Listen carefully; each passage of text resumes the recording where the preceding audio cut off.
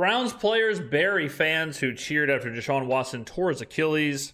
Pat McAfee show and Adam Schefter seemingly in a Ramada or a Holiday Inn or something. So, unbelievable scenes Sunday for the Cleveland Browns. Deshaun Watson popped his Achilles, absolutely shredded that thing. Would not be surprised at all if he never plays football again. Certainly won't play for the Browns again. I'm not sure exactly the fine print of the contract, but I'm sure there's some kind of injury clause where they can get out of some of it. And trust me, if the Browns can get out of it, they gonna get out of it, okay? Now, the conversation today is the cheering. So, Brown Stadium absolutely went nuts when Watson was carted off and injured and whatever. And players have been very outspoken. You know, Myles Garrett in his press conference, Jameis Winston in the locker room really spoke out against it. So today, with the backdrop of the Pat McAfee show, we are going to react to that. It sucks to be a Browns fan. Terrible. Yeah. I mean, no, it's Cleveland in general, because the Yankees beat the Guardians too. Yeah, but at least they got to enjoy that. Chubb, you're right. Okay. Nice. But these fans, they can't even act like they're fans in conversations because you know what's crazy is there's some teams out there that have just been tortured for decades and decades and decades and decades. I was recently thinking about this because of the happenings with the New Orleans Saints. And a lot of fans are like, oh, you know, we'll be back, you know, whatever. We just got to do this, and this, and then we'll win again. And then you sit back and you think about some teams, like some really long storied teams. And you think about how just bad they've been for so long, so many different sports where, you know, and the Browns are one of those teams where they've just had absolutely nothing for the past couple of decades. And, you know, the Lions up until now were one of those franchises where it's like a storied franchise, a city that loves them, and, you know, just misery after misery after misery after misery.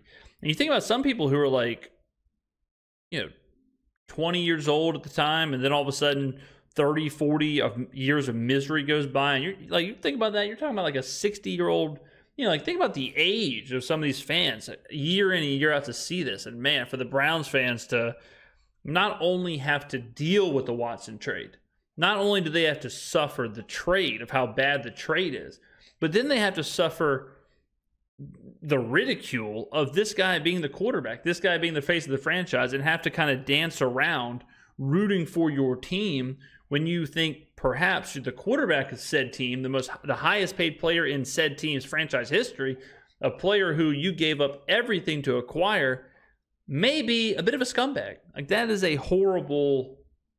crazy Sudoku puzzle for a fan. I mean, their entire team decided to take a heel turn yesterday in press conferences. And I respect them being good teammates, okay? I do respect being a good teammate. And I think we all would like our teammates to stick up for us in the manner that they did. But that one should have had a little awareness with the way... Yeah. The Myles Garrett interview is one of the craziest things I've ever seen in my entire life. I don't know if they're going to show it, but Myles Garrett said that Deshaun Watson is a model citizen. Brother, I mean, how can you even with a straight face sit there and tell me that he is a model citizen? I mean, the guy's got like 2, 3, 4 dozen allegations currently. Like in Myles Garrett press conference, he said in college he did everything right, and in the pros he did mostly everything right. Like it's crazy that they came out there and said all that. Now, I say all that to say, yeah, I suppose you never root for a person to be injured, or you never root for an injury or whatever, but you know, sports is a funny thing, and being in the stands, I have heard some vile, nasty, horrible things said. And yeah, sure, at the end of the day, it is millionaires playing a child's game, no doubt. But on the other hand, I don't think a fan should be forced to like anybody. I don't think a fan should be forced to act respectfully, I guess you could even say, to anyone, especially those fans may not feel acted respectfully himself. So this is another weird situation. It was all kind of going down, highest guaranteed contract in history. Everything else, and team stinks. And then it happens. It's like, obviously, you never want anybody to cheer on injuries. That is terrible. Yeah. It's obviously another human. For sure. But also, the rest of the team, you guys don't need to just throw yourselves into the hateable category with your fans immediately afterwards. It's like, it sucks to be a Browns fan, I'd assume. And we want to let the Dog Pound know. Keep going. We appreciate your guys' loyalty to the game. Keep barking. Now, on that note, Tone has a question for you, Shefty. Yeah, Shefty, and the Browns confirmed it 5 minutes ago that Deshaun Watson did rupture his right Achilles tendon. This far into the season, with his contract, with how he's been playing, is there a world that we live in that this is the last time that we see Deshaun Watson play for the Cleveland Browns? Gotta be. I think it's possible. Yeah, absolutely. Yeah. If they have a chance to get out of it, they will. You look at that contract, he's got to come back. Wasn't playing great. He's going to have the surgery done on the Achilles. And they're going to have some decisions to make at that position. First of all, are you telling me that the Browns aren't going to go into the offseason and go place a high priority on drafting a quarterback as high as possible? Of course they are. Yeah, absolutely they will. 100%. Like I said, if there's a chance they can get out, they will get out. I mean, this has been one of the biggest disaster contracts, maybe the biggest disaster contract / trades in NFL history and sports history. So let's assume that they can turn their first-round draft pick into a quarterback. Well, now they've got a first-round quarterback. We've got a quarterback coming off an Achilles injury. They might have looked to trade him in the offseason. I don't know how doable it would have been. Obviously, they would try to pay the bulk, if not all the money involved, or they would have had a compensated team to try to take on some portion of that contract. A lot of variables. They all go out the window now that he's ruptured his Achilles. So it's a different dynamic. So he's going to come back now. He's already had 2 ACL tears. Now he's got a ruptured Achilles. He looked, when he played, the burst that he had that made him a special player in Houston, that was not as evident to other teams. I mean, Deshaun Watson this year has looked like, and the numbers agree, as like one of the worst players in the NFL, one of the worst quarterbacks in the NFL. When you had them watch him and assess it, like he just didn't look as explosive and as twitchy as he did when he played in Houston. And now you're coming off an Achilles. The strength of his game was his elusiveness and the athleticism that he displayed and the moves he made. All that's compromised right now. Who knows what's going to happen with his football future? Nobody can say that right now. He's got to have the surgery. He's got to rehab. He's got to come back. What's the money? What's the money? I know the dead cap's like $100 and some million, but if he was to say, I don't want to come back, what would the money do? Then how would it go? Do we know any of that information? Yeah. Like if he retired? But again, why would you do that? I'm assuming retiring would cost him like $100 million. Like we'll hear what Schefter says, but I don't see him retiring. Yeah, I have it all here for you. He has a cap hit in 2025 of $72.9 million. No matter what. No matter what. And he's got a cap hit in 2026 of, again, $72.9 million. Sell the franchise. I mean, just sell the franchise. Like, put that in perspective, ladies and gentlemen. The New Orleans Saints are considered like the worst cap compliant team, whatever. They're $82 million over the cap. Deshaun Watson by himself is, whatever Schefter said, a $72 million cap hit every year, not just once. Next year and the next year. Like, that is nuts. No matter what. 72.9, no matter what, the next 2 years. Oh my What's that, 145.8 million over the next 2 years. That would be much bigger than the Russell Wilson. Just under 146 million the next 2 years. Now, again, he's due next year. I think the cap, those are the 2 cap numbers because they redid the contract at the beginning of this year. They pushed money back into next year and the year after. His cap charge this year is $20 million. So they pushed back some of that money to matching $72.9 million cap charges. So Haslam is currently going to Roger Goodell. Can't we sell a Wednesday afternoon exclusive game to Prime to get this salary cap much bigger? Because if you give up, $100 and some million like 5 years ago, with the way the salary cap is. Obviously, vastly different. If that salary cap continues to go up, which I think is what the Broncos said, the Broncos like, we'll take it. We can do without 80. Well, that's the Patrick Mahomes thing. The Patrick Mahomes, that's the plan there. It's like, whatever, pay him $500 million for however long, because if the salary cap continues to go towards the end of that contract, it's going to be pretty whatever. Like, it's going to be fine.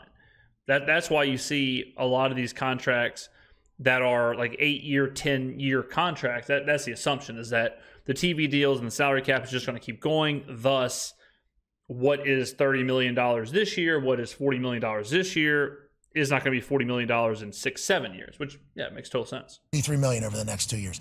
If they do 100, and oh my God, it's not going to go what a that situation much they the next put. 2 years. Hey, once again, New stadium coming. Mulligetta, Yeah. agent, What a contract. absolute dog in that move. It's you know what? It's depressing if you're a Browns. Like, Oh, I mean, yes, I'd say. Yeah, I think that's. You know what's crazy about the contract is that it didn't need to be that. Like, no team, the NFL, go behind the curtains a little bit here. The NFL does not. All right, again, we'll go behind the curtains again. The NFL, if you look at the hierarchy of the NFL, the owners own, like, the owners are running the NFL. The owners are Roger Goodell's boss. Okay. The last thing the owners want is players to get fully guaranteed contracts. So none of those owners were ever going to do that. Like, that was always going to be a understood thing. Like, hey, we're not going to do the fully guaranteed. This is crazy. I'm not doing that. The Browns jump in front of the line and say, you know what? We are so desperate for this quarterback. We are so desperate for this guy that we're going to trade for him and give him a fully guaranteed contract. And I heard that they got a whole lot of stick for that. I heard that the owners were not happy about that. They were in hot water, and everyone else was pissed. And there was an agreement. That'll be the last. That'll be the last of that. Because you know how contract work. One person signs a contract, the next deal is the same, the next deal is the same, the next deal, it just gets bigger and bigger and bigger. There is a reason you have not seen that again. There is a reason you have not seen what Deshaun Watson got. Because these owners said, let's reel it in, big dog. Root for that team. They're in cap jail to a certain extent. I mean, it's a tough position to be in. They're locked into him as a quarterback. Any flexibility was removed yesterday when he ruptured the Achilles. So I guess Adam's talking about the flexibility being you can trade him and eat a majority of the contract by another team. But then again, how realistic was that? I would say not very realistic. What I'm surprised in is that there wasn't a clause for the Browns in case of an injury like this to where they could eat, some of it and release them or whatever and pay 80% of it or 90% of it, but because I think Daniel Jones has that in his contract. Now, I know they're wildly different contracts, but I'm pretty sure if Daniel Jones, and someone has to double check me on this, but I'm pretty sure Daniel Jones, if he cannot pass a physical in the offseason, if he cannot pass a physical before the next NFL year begins, not the season, the year, which is I think March or something, or May, then they void a big chunk of his guaranteed money. And I assume that was in the Watson contract. It sounds like it is not, which is, ooh, baby. And the truth of the matter is they're now absolutely going to have to find a quarterback. And you have to draft one. The Niners got Brock Purdy in round 7. He's on a contract. Yeah, but the problem with that, Adam, is that if you draft, let's say they draft Cam Ward or Shedeur Sanders or Quinn Ewers, not a very good quarterback class, but let's say they draft one of those guys.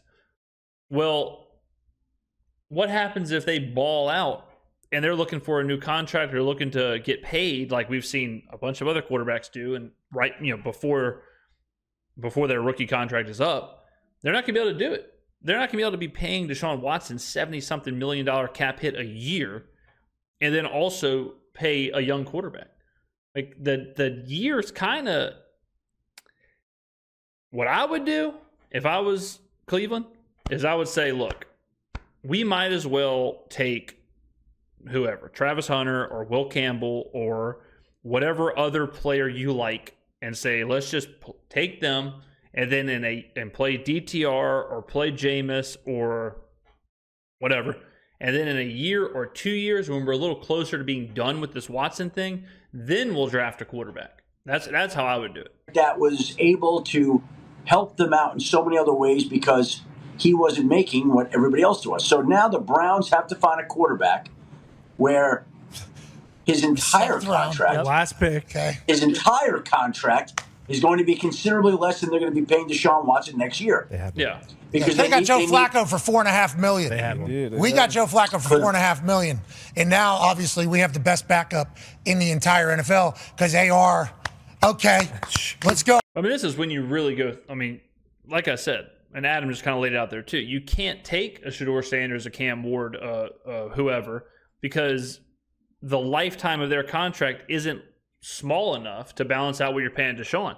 So you either have to find a 7th round pick, 6th round pick whose lifetime of that contract is small, or roll out there with a DTR or a Mac Jones or a Joe Flacco or a Gardner Minshew, or just go find something. I mean, Gardner Minshew is a little too expensive, but you just go find some backup, let him sling it around a little bit for a year or two, understand that you'll probably be mediocre. I say that, but Joe Flacco had this team playing pretty well last year.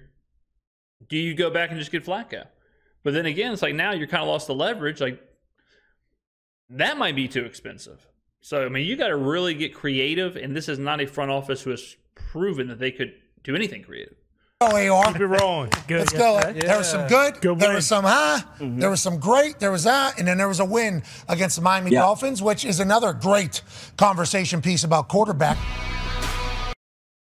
Yeah, I mean, I thought they were going to show the Myles Garrett stuff and the Jameis Winston stuff, but really crazy. You know, I mean, let's not mince words. Like, Deshaun Watson's the scumbag. So I don't blame players for sticking it to a scumbag when he's down. Should you kick a guy when he's down? Should you, no, you probably shouldn't. No, of course not. But probably shouldn't do a lot of stuff Deshaun Watson did. Does 2 wrongs make a right? Absolutely not. But, sometimes it is what it is. So I don't blame Browns fans for reacting that way. Is it, is it high class? No, but sometimes, I don't want to say sometimes you don't always have to be the bigger man, but it is what it is. And but I am kind of surprised. I'm really surprised that Myles Garrett stuck himself out like in front of that and just be like, you know what? It's one thing to say, like Jameis pretty much said, look, you got to be a bigger person as a fan or whatever. Be a bigger person. Don't spit on the guy when he's down. Okay, whatever. But for Myles Garrett to come out there and say, I'm not sure why y'all are booing because Deshaun Watson's been a model citizen, that is insane. Like, that's a PR spin of all PR spins right there. So I did not like that, and I got a feeling Browns fans aren't going to like that very much either. The last thing you want is to be, that's just as dishonest gets. I think that might be worse than Browns fans booing or cheering Deshaun Watson, is Myles Garrett looking them in the eye and saying he was a model citizen as quarterback of this franchise. It's like, my man. No, he wasn't. So, but interesting conversation. Let me know in the comments below what you think. 1, should the Browns fans have cheered or not? Where do you come down on that? And 2, what the hell should the Browns do moving forward? Thank you very much for watching, and I will see you in the next video.